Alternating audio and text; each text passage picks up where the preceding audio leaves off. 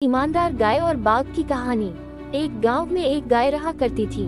वह बहुत ही मिलनसार थी। एक दिन वह घास खा रही थी, तभी एक बाघ की नजर उस पर पड़ गई। गाय को देखकर शेर का दिल ललचाने लगा और उसने गाय पर हमला करने के लिए जैसे ही कदम बढ़ाया तो गाय ने कहा, ठहरिए, मेरी बात आराम से सुनिए, मेरा एक बच्चा है। उसे पैदा हुए 2 हफ्ते ही हुए हैं। उसे तो घास खाना भी नहीं आता। वो मेरे वापस आने का इंतजार कर रहा है।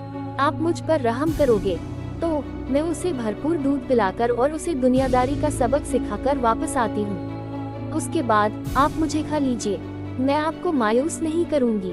बाघ बोला, ये कैसी बात है?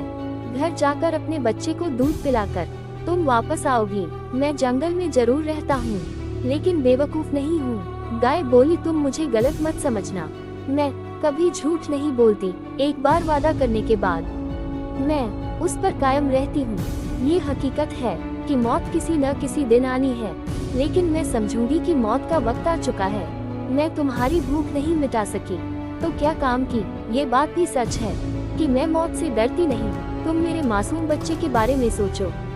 वैसे भी कल से उसे अपनी जिंदगी खुद जीनी है। बाघ बोला, मैं तुम्हारी बातों को कैसे मान लूं? जब इतना बोल रही हो तो ठीक है, मैं भी देखना चाहता हूँ कि गांव में रहने वाले जानवरों में कितनी ईमानदारी होती है। जाओ, जल्दी लौट आना।